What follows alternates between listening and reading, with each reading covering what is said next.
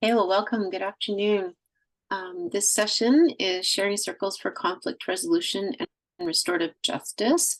That's a term that's used. I know I did a presentation last week for a private school in Edmonton, and they're actually calling it restorative practice. And I know in education, that's the movement toward it. Pretty much all of the literature currently still says justice, though, because it comes from that. So I'll explain that to you guys as we go through the session as well. So welcome. This is brought to you by Alberta Regional Professional Development Consortia, or ARPDC. I belong to the Edmonton Regional Learning Consortium piece, so ERLC, and we're funded by Learn Alberta. Do a land acknowledgement before we get going. So Tansei. I live on Treaty 7 land, which is the ancestral home of the Blackfoot people. There are also Dene and Métis Nation Districts 5 and 6 people here as well. I belong to District 5 myself, and I've contributed to the shaping of Alberta and Canada. I thank the Blackfoot for sharing the land with me that I live on. And if you know where you live in terms of treaty land or, I'm sorry, my son's dog is barking upstairs. Just give me 1 second. There's somebody at the door and I'm going to go and get him to stop because it's very annoying. 1 second.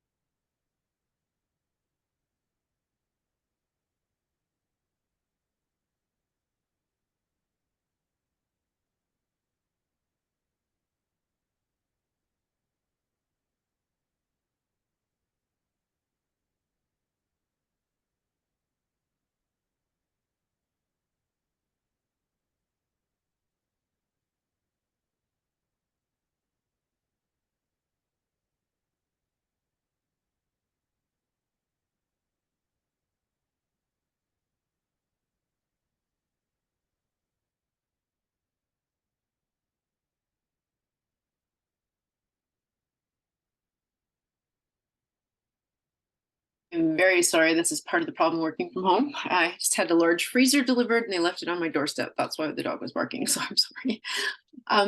Anyway, if you do know which treaty land you live on or the land people that have been displaced where you are, you can pop that into the chat if you'd like. If not, that's okay too. A couple of people have. Oh, Treaty 6, Edmonton. Okay. Oh, lots of Treaty 6 today. Welcome. I'm trying to remember. I know Cree, it's a mid-clear. Edmonton is it's Beaver. It's not Lodge, Beaver Mountain. Is that what Edmonton is actually called? I believe. I don't remember how it is. So what's it was? I can't remember how to say it. Beaver Hills House. Beaver Hills House. I know it was Mountain or Hill or something like that. Okay, perfect. All right, thank you. And some Treaty 7 as well. Okay. I'm just learning Cree now, so I'm just learning that. Calgary is easy to remember. It's Tusquan in Cree, so it just means elbow. It's easy enough to remember. Welcome. If you haven't been to any of my sessions before, I'm going to just give you a little bit of information about myself. If you have, you can tune this out for a little bit. You've heard this a few times already. I am Red River Métis from Manitoba. My family is actually from north of Winnipeg, Selkirk, Manitoba. And the whole area in Manitoba, that section that is around Winnipeg and north and just a little bit south of there is called the Red River Settlement, which is the land that the government of Canada took over after they basically took over the prairies. And the land that was actually the Métis territory right there, that homeland, they consumed and referred to it as the Red River Settlement. And those who are Indigenous, or if you're Métis, you know that we have 2 questions we ask people when we meet them. And what's your name and where are you from? So basically, who are your people and where's your land? And I've told you where my land is. My family's land is in St. Andrews, Manitoba, is where they're originally from. My mom's a Mowat, and there's also McDonald's, Mackays, and Beaudries in my family. Mackays and Beaudries are also across the prairies too. Some of the McDonald's as well in that family. The Beaudries are a French voyageur Métis family from northern Alberta. my family did live there for a time. They had land in Fort Saskatchewan as well as Fort Edmonton back in the 1800s. And that's actually a picture there of my great grandpa, James Mowat, the gentleman sitting by the rocks there. And in Fort Saskatchewan, there's a school named after him, James Mowat Elementary. If anybody's worked there or lived in that area, you've probably seen it, as well as Mowat Park is right next to it, named after my family. And then in Edmonton, there's James Mowat Trail, which is with 2 T's. That's him as well. And beside that, in the right hand picture, that is a picture of his 4 surviving children. My grandpa Rosser is the middle boy there, and to his brothers Stanley and Oliver, and my great aunt Tassie wearing her Sunday best dress.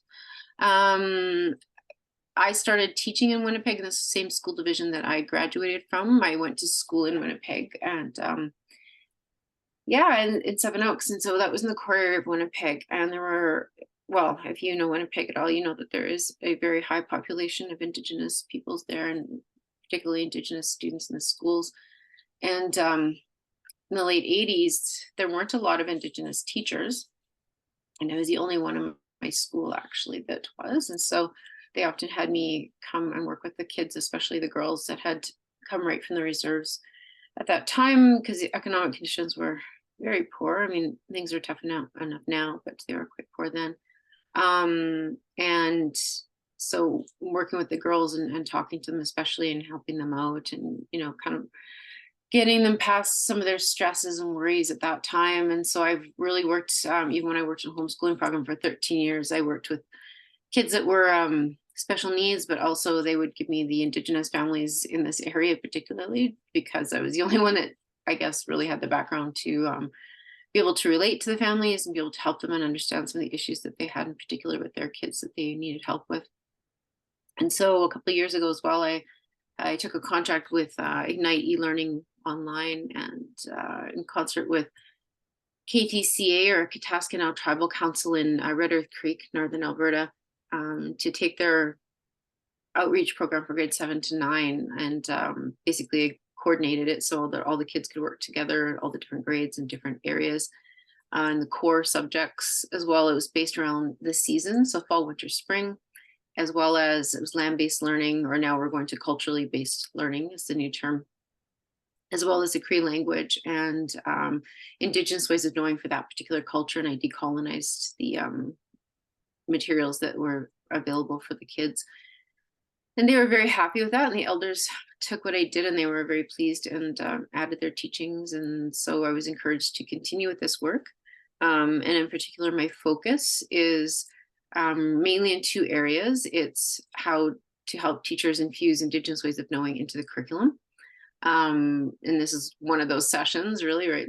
Looking at a different way of using sharing circles. And the other one is specifically Indigenous issues that Indigenous students encounter, Indigenous families, that I can help teachers to understand that, particularly non-Indigenous families. But there's also plenty of Indigenous people out there that don't have that much knowledge of their cultures and languages due to many factors. I mean, I'm much older and I'm just learning Cree now. My grandpa spoke Cree. If you don't know, the Métis actually speak 4 languages. They speak English, French, Michif, and Cree. Michif being the original Métis language, but many, especially in Manitoba, where I'm from, there was no one that I knew of that spoke Michif. Everybody spoke Cree. They're mostly British background or Scottish as well. So yeah, anyways, before we get going, I'm just going to show you the ARPDC resources. I find sometimes that teachers, well, quite often don't know these are here, and they're really good resources that are already created by Alberta teachers for Alberta teachers. So you might as well have these to start off with, because a lot of the times there's some really great materials already created for you, and you may not know about them already. So this is Empowering the Spirit. I can guarantee you probably came across a resource from here inadvertently, even if you didn't actually go directly to this website. I always direct teachers, particularly to Orange Shirt Day and beyond, teaching tools. There's lots of really great stuff that are already created for sharing circle posters and Orange Shirt Day posters and a bunch of other stuff that are all done by division as well. There's also, I don't really point this out too often, but there are a lot of resources available en français already. And I know that the coalition consortium that's in French as well is really working towards doing that too. On the professional development resources site, you can search for resources by focus. And so for us, obviously, I'm looking at First Nations, Métis, Inuit resources. And so you'll see that they all come up. But some of these resources, I know for myself that I have used these in schools going back a few years. So Our Way is a Valid Way, and Education is Our Buffalo, and there's a few others on here, that publications that were available, and in print. And I think mostly they're available online now. Well, that was interesting. It just flipped out on me. That's okay. You can search, like I said, by focus, but you can also search by audience. You can search by level, and you can search by type. So if you want to start there, might as well, because there's some really good stuff there. Instead of looking all over the place, it's a good place to start. Before we get into specifics about restorative justice and giving you some lesson plans and things like that to look at, I want to look at the idea of using Indigenous talking circles, period. And just so you know, I mean, they were never called talking or sharing circles or restorative justice circles or anything of the sort by Indigenous peoples across Turtle Island. They were simply circles. I often explain this to people. Almost everything we do is in a circle, right? You think about round dances, obvious. Powwows take place in a circle, or at least an oval-ish area. When we drum, we're in a circle. I mean, gosh, when we meet, it's just the way things are, right? We talk about that with medicine wheel. And so just so you understand, that was more of a Western term that was put onto Indigenous peoples going back into the late 60s, early 70s. When you're looking at the hippie movement back then, and they really glommed onto a lot of Indigenous concepts, loving that idea of sharing and that sort of thing. Very idealized, obviously, but that was originally where that came from. And then obviously as those kind of things died off with a lot of negative things that happened with Manson and that sort of thing, there was a separation from anything to do with that, and especially in the San Francisco Bay Area. But then there's been a resurgence in the last 15 or so years in education, and particularly in Canada, now that we're really looking at this area specifically.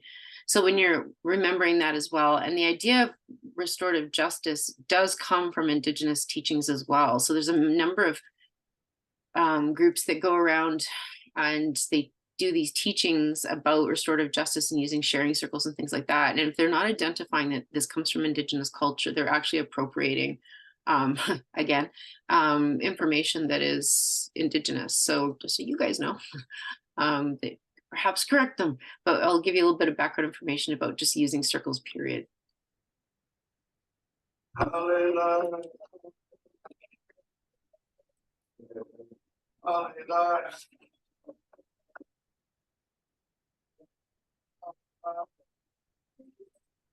We would like to invite you on our journey of exploring the circle. Talking or sharing circles are a practice that many Indigenous people have used since time immemorial. People gather in circles to build community and relationship. They are for healing, for learning, for justice, and for gratitude. Sharing circles are an opportunity to make meaningful connections, to hold space for others, to include the voice of all present. The real power of the sharing circle comes from the everyday use, as it can help expand knowledge of self and others as we work together for a greater understanding. It would be really wonderful for educators to know that you don't have to hold this up all yourself, all by yourself the whole time. Is that you begin it, you facilitate it, you learn how to do it together, and then you have a process in your classroom where every child will eventually lead the circle. When individuals are invited into a circle, it is an opportunity to be part of a community. Coming into a circle with a curious and open mind and heart may provide you with a greater connection and learning. The more times you participate, the more possibilities and connections that occur. I felt calm and really relaxed because everyone's talking about their stuff, different stuff that happened in their life, and just feels good. I was a little bit scared at first, the first one, so I just passed. And then we did another one, so then I felt confident because all the other people were doing it. As shared by Hereditary Chief Letty Speck, A successful circle is built upon the art of hosting. It is important to acknowledge who you are and where you come from, and how you're showing up to be in the circle. My spiritual, my physical, my mental, and my emotional self was held in a circle, and the circle allows whatever might be between us to be removed and our energies meet. The shared story grows as participation in circle progresses, and we have an opportunity to move from the I to the we. Sometimes in our culture, the way we live in this world, the colonizer way, I call it, is to be very hierarchical, very dualistic, and very competitive. And so we have a tendency to narrow down into ourself, me, I. And we forget the whole concept of clan, whole concept of we, us. Sharing circles promote equality, trust, and responsibility. Since everyone participates in the circle, there's a collective ownership of the process. Participation in a circle can create connections as each person listens to the other's story. First Nations people always said we were equal in everything. Even the Creator is equal to us. And all the whole universe is equal to us. We take care of it, it takes care of us. I hold my hands up to you for your sharing and your knowledge and your kindness to each other. If you wanted to say something in response to somebody over there, you wait till it comes. Because if everybody's talking all at once, you're not going to get anybody else. You're not going to really hear what everybody is saying. So it's so important to listen. Listen first. And when it comes your time, you can reply. The shape of the circle has an important significance as everyone faces one another and no one individual is higher or more important than another. A talking piece may be used and passed from speaker to speaker to facilitate the process. Only the person with the talking piece may speak, and all others in the circle are encouraged to listen from the heart. And I'd like to hear who you are. And maybe if you could tell me a bit about your family. Don't have to do that either, because in our teachings about the talking circle, guess what? You don't have to talk. If you're not ready, you can just say all my relations and pass the feather. The host, after opening the circle in a good way, bringing everyone into space, passes the talking piece. Here in the territory of the Petlatch, Ayiksin, and Comox people, direction is to the right, following the orbit of the moon. The direction of the circle varies among nations. When the person has finished speaking, the talking piece is given to the next person. This process continues until everyone is heard from. We create the opportunity for us to bring our full selves, to be able to share our story. And really agree that through that sharing of that story, we really begin to build that community that we want. Right? Further rotations around the circle can open up hearts and minds and encourage more participation, for discussions and greater understanding. Everyone, when they're not speaking, has the important job of listening intently. Notice how some of the kids pass, and when they heard the others speaking, they started to speak. So you could never force anybody to speak, always to say pass. We have witnessed that the more people participate in a circle, the more sharing happens. When people see others sharing, safety builds, trust occurs, and the urge to contribute increases. So we can truly see, hear, and feel one another is a gift of blossoming our human journey and using all of our gifts. The regular use of a circle can foster relationships, create a deeper connected community that leads to greater understanding of self and others. If using circle in a classroom situation, imagine the power students would feel if they all knew that they had the right to take up space, to have a voice, to be seen, to be heard, just as much as anybody else in the class, and just as much as the teacher has a voice. Participants can learn to speak with more confidence when they know they are being listened to. Contributors can become more committed to the process because it is collective, where everyone has an interest and everyone has a voice. Collectively, the group develops a greater understanding of the we. In my work in Sea to Sky, we had a dream of bringing circle into every classroom in the district. And some might say that's quite a dream. But we wanted to actualize that dream, and we did. And so bringing the circles and the teaching circles and the sacred circles into the schools is allowing us to open our children in ways that all of us can open. We all have those teachings. All of our ancestors from all the races of the world have this as the guiding energy for us to be truly human. So I'm very pleased and honored to be a part of this with you. We work on opening our minds, opening our hearts, and bringing them together so we can truly be present, because we are in the moment in a circle, and we can truly witness, see, and hear and feel one another. We need a place to go in which we can address identity, culture, relationships, and personal strength, right? And so that's where when I think about the circle, it's that place of truth, it's that place of reset, it's that place of gaining strength. And it's just opens itself to say for us to be together in a good way. In today's world, it's far more than academic learning that as educators facilitate in a room. It's all about supporting the emotional, spiritual, physical, and academic part of every child. It circles away a vehicle that will support you in doing this. A talking circle is a powerful tool that encourages understanding. Its inclusive nature makes it easy to implement. A circle can foster deep communication and greater cooperation amongst the group. Regular practice of the circle will result in amazing things. You just need to be brave, willing, and curious. So I'm just going to stop it there. Yeah, so I don't know if any of you have used circles in your classrooms at all or in your schools.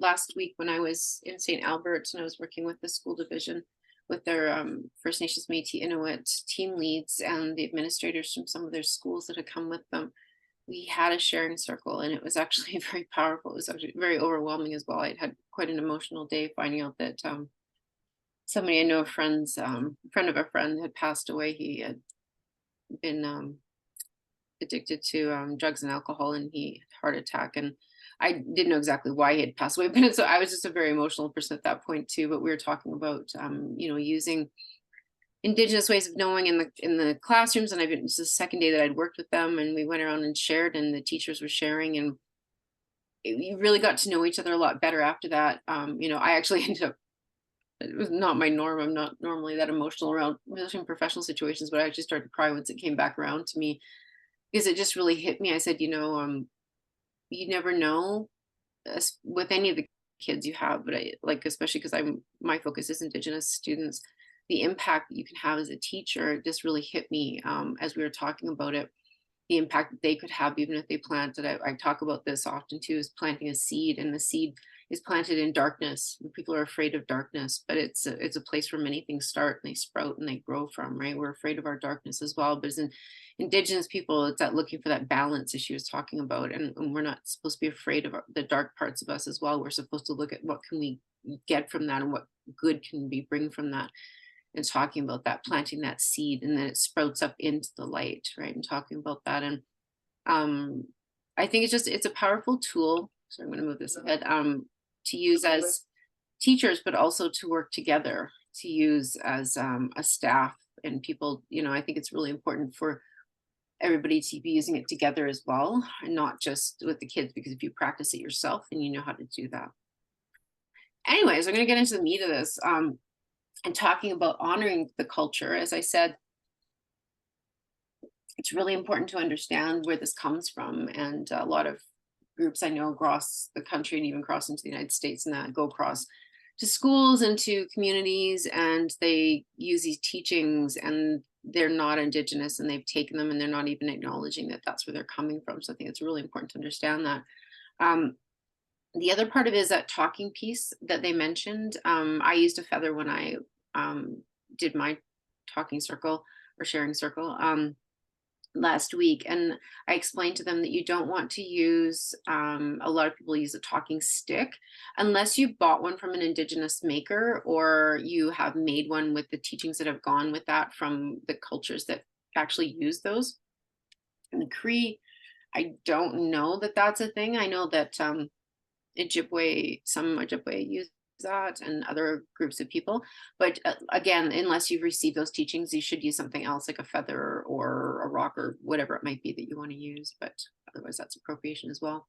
And I did talk a little bit at the beginning about the traditional types of sharing circles. And of course, the most famous ones would be when people all got together, and like mainly the term chief as well. I just want to know that's a colonized word, because chief wasn't a word that people used, right? They'd have people that inherited their place, or that were basically done through some kind of democratic means, depending on the culture, that they would have a leader. That whole system of band councils and things like that was imposed by the Indian Act on First Nations people, particularly. But at the same time, any of the leaders would come together and meet, and they would meet in a circle, and as a sharing circle, and elders would be there as well to make sure that people behave themselves, because as people, especially if there were important things to discuss, it, that things wouldn't get out of hand. And so there's that.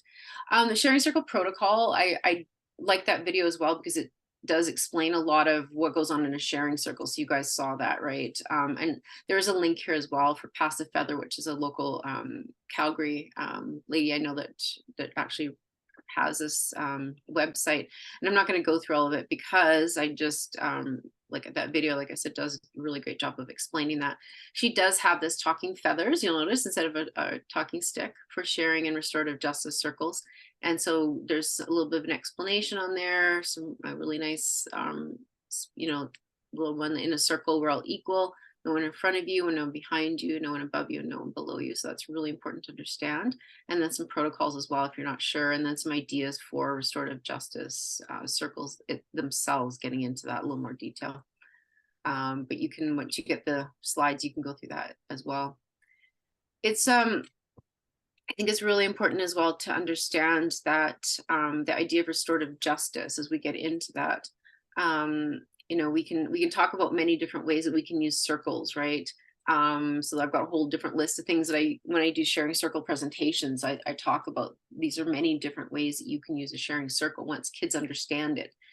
And so that was a basic sharing circle that I showed you in that video, right? So once kids understand that, you can use it even for curriculum ideas, like sharing, like a literature circles, you can use it for that, because the kids could be broken into smaller groups and they could run those, and then you have to go around the classroom and simply monitor, making sure that they're staying on task. And once they understand the idea of respect and reciprocity and all those things, I think that kids are able to work really well with that once they understand that we're all equal in this situation. I was even at a sweat lodge on Sunday, and I know new people always come, and not that I'm like an old hat, but I've been doing it for a while. And people come with their own ideas, and that's awesome, right? But the teachings are Indigenous, and I always try to remind people of that. And this young lady, and she'd come, and she was talking about the idea of, I can't remember, it was the Eastern philosophy anyways, about how there's these levels, almost like love, you attain different levels of understanding and things like that in Eastern philosophy. And I just said to her, I said, there is none of that. Like, it was Cree teachings in this particular sweat lodge. I said that does not belong in Cree teachings at all. We're all equal here. We're all in a journey, and that's the point, the journey, not to have levels, or for my journey to be better than yours or somebody else's better. They're no better or worse. They're each person's individual journey, and we're not above or below anyone else. So it's really important to understand that, I think, as a concept for Indigenous teachings, especially when using a sharing circle. So it's really important to know that. I think also, again, you can spread out a sharing circle to use for inquiry-based learning too, right? You can use that open-ended question type thing. I'm not going to spend too much time on that, just because we're really looking at this concept. And this is a video too that I'm not going to re-show in here, but when I do sharing circles, on their own, this is one I also use. And this is also the kids talking about the impact of this and how it can be used in curriculum. So I will leave that for you guys to watch at your own leisure. When you get the slides, if you want to take a peek at that, because I think it's just a really good video as well. And I'd like to include it for you guys, but not to spend the whole time watching videos. So I have a question for you guys. If you want to pop into the chat, or if you don't mind speaking on camera, it's up to you. But how do you think you can apply sharing circles to restorative justice now that we've given you a little bit of information about sharing circles and how we use them? How do you think you could apply that to restorative justice? Give you a couple minutes.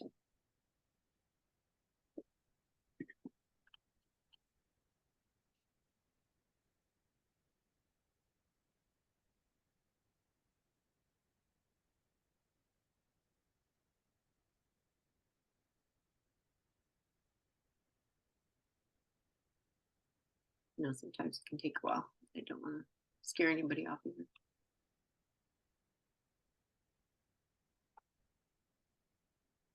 Oh, maybe you're all making supper. Oh no, we gotta come later. Let's see. Somebody says everyone can express impact of actions and solutions, provide opportunities to be present and to listen for understanding. People can hear or listen to each other. Yeah. Perfect. Yeah, those are great ideas. For sure.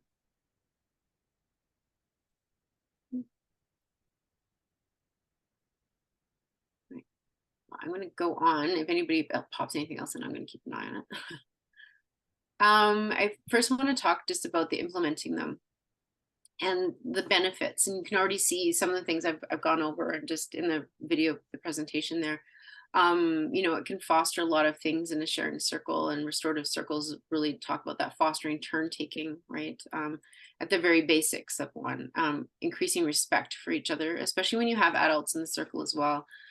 The thing is, when you have a teacher in the circle, or parents come into the circle, whomever, it's actually something that you have to explain to them as well, because the teachers and the parents are there as equals with the students at this point. Although there may be somebody who's obviously facilitating depending on the severity of the situation that would have occurred.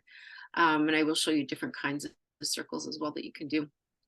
But it also sends that positive message, right, relating to character, culture, and community. We talk about restoring a member of our community to the circle when somebody has lost their place in community, and that can happen for various reasons. I mean, the person can be behaving in such a way that they're disruptive, and people cannot deal with them. And so that idea that they're not allowed to be involved in community until they decide to restore themselves back to that circle, essentially back to the community. And that might be through coming to ceremony and getting right with yourself and spirit, and doing that kind of thing.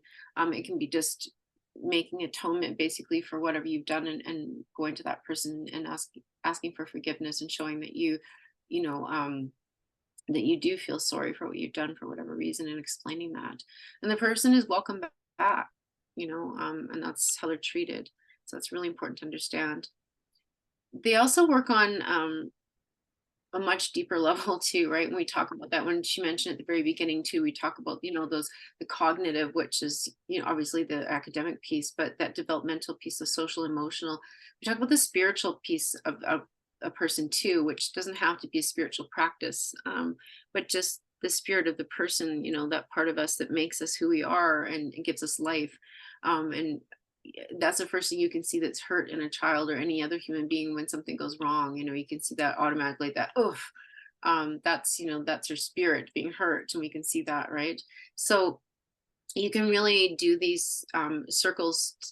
It gives you the ability to tailor the circle to specific developmental stages and needs of the students. So you can really look at which age are you looking at, what's the severity of the situation. Just even having that ability to be heard, as some of you said in the chat, it's therapeutic, right? When we feel heard, when we feel that we're really listened to, it's healing. And it brings us closer together as human beings when we actually listen to each other. It can build those strong working alliances in the classroom, because the kids do feel part of a community then. They really truly do.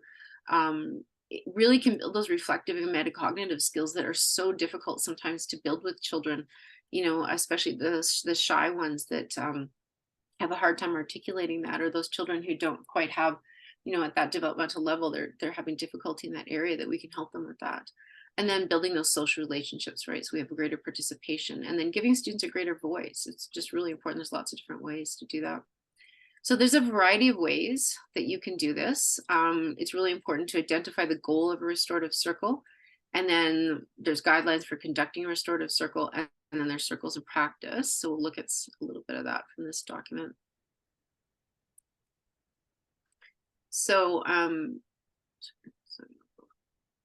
so looking at what is restorative justice, right? And I did give you some of these ideas, but it's really important to understand, you know, what is it that you're trying to achieve? And it could be anything from, with young ones, you know, sometimes somebody takes something or hits somebody else, or you know, becomes angry and does something mean to somebody else, and just acting out, you know, because they're young and they don't understand.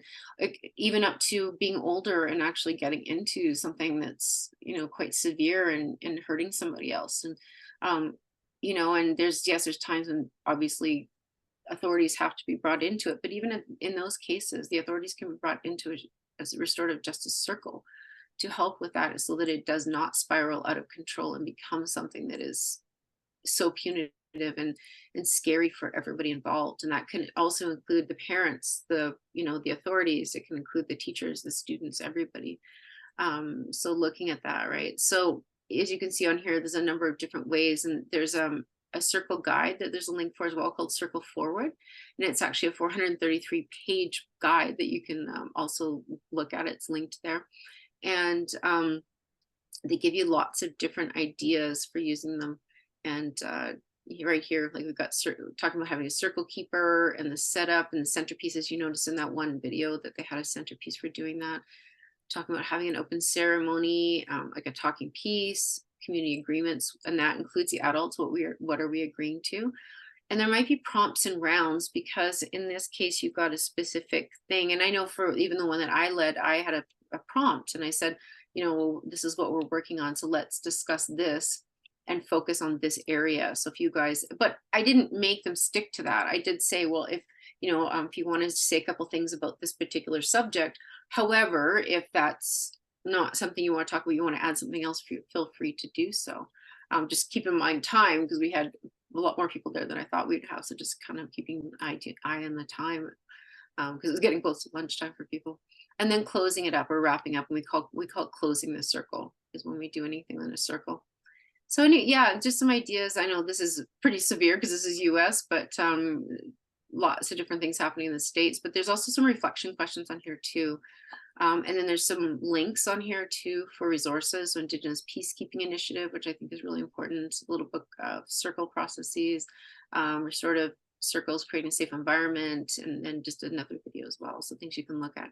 And I know actually when I was talking about with the school that I did the presentation with last week, they really like that idea of calling it peacemaking circles even, which I think is a really great idea.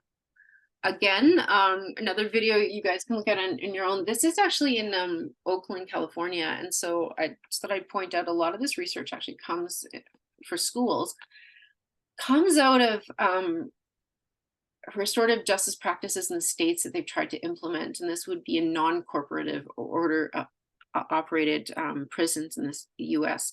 And they've taken a lot of these ideas and applied it to schools where there's some really rough neighborhoods, like places like Oakland, California, places in Chicago, Detroit.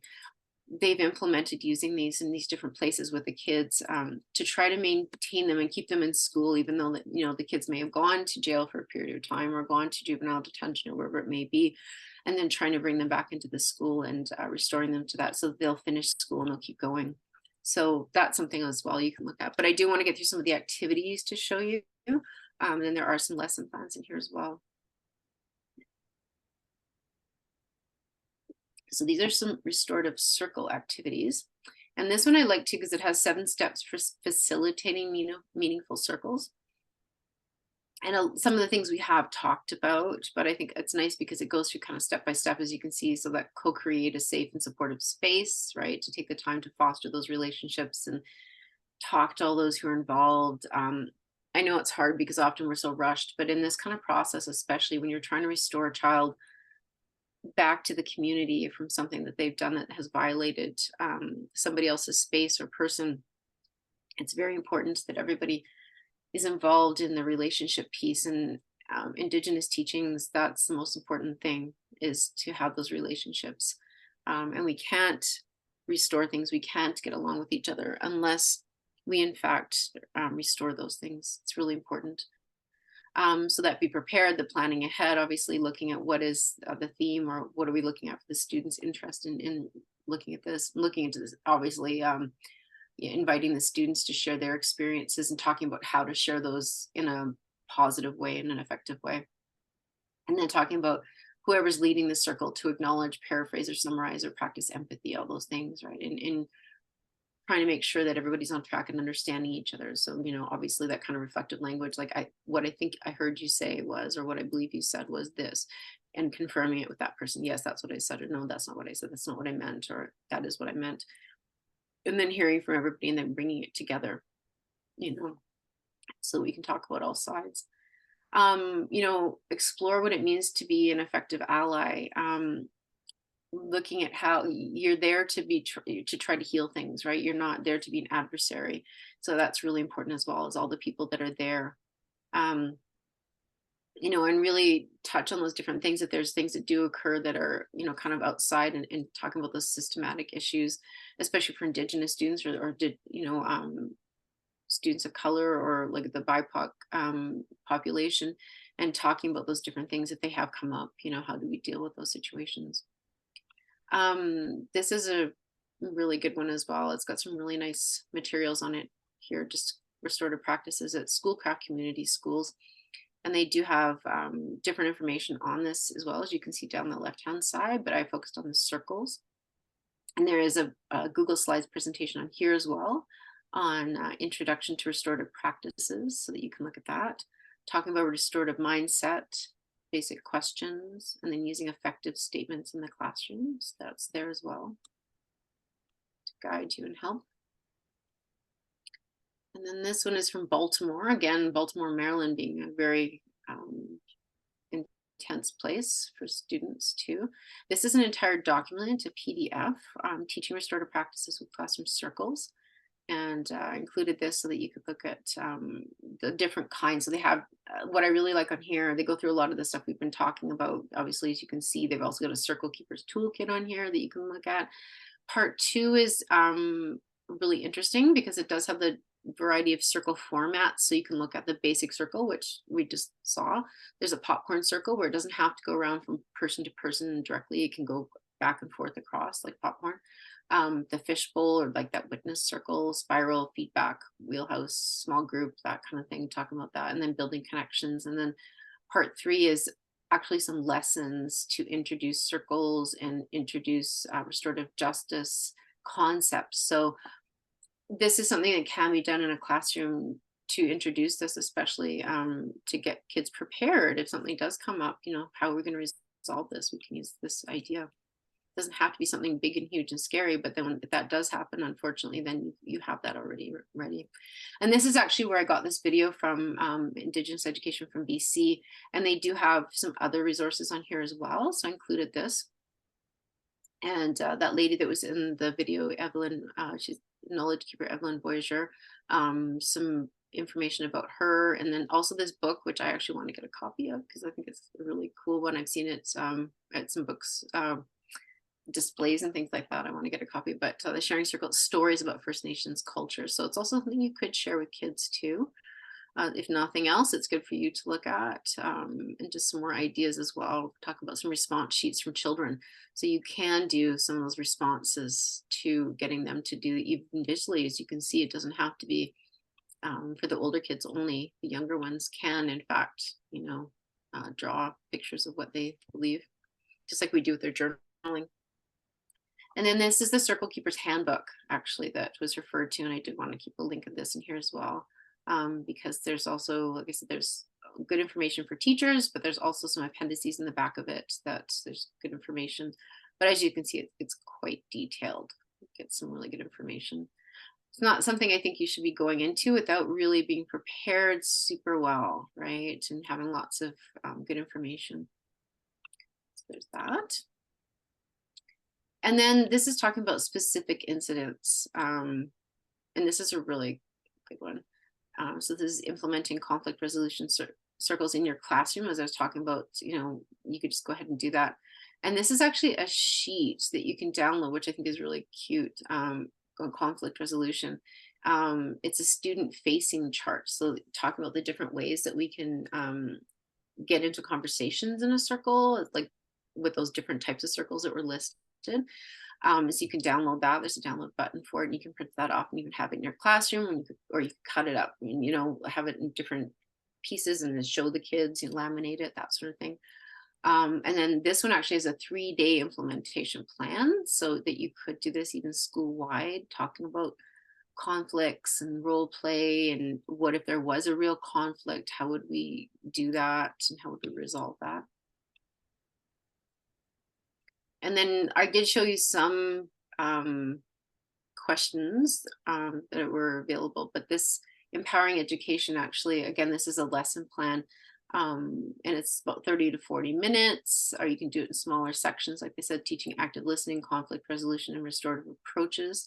And some of those bigger questions, right? Like what actually happened, who has been harmed, who's responsible for what, how can we fix it? Looking at, they've even have a link to restorative questions cards that you can get, then some essential vocabulary, and then building that background knowledge and concept modeling. That's really important, talking about I do, right? So I think it's really important to be prepared ahead of time, really, to do this. Is trying to implement this without having done it previously and taught the kids means that when people are in a heightened state, now you're trying to teach them a new approach, which still can be done for sure. But at the same time, it's, probably better if they already know how to do it. Oh gosh, I'm not gonna, usually Zoom will skip the videos, but oh, here. Oh no, what's going on in Mike Holmes? I really don't want to promote him. Not that there's anything wrong with him. But it is a talk, not a TED talk, but it's a teacher presentation, and a video talking about a restorative approach to discipline. I prefer to avoid that word, but I know that's a Western word that we're gonna use, right? And then this is restorative justice through Oakland Unified School District, and this is the one I was mentioning particularly.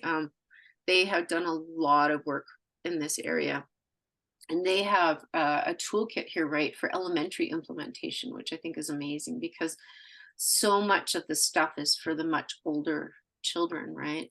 And this one is nice because it has this restorative justice feelings chart, which I think is so cool. For kids, even talking about when we take them to the hospital and things like that, they'll have these charts now where kids can point to them.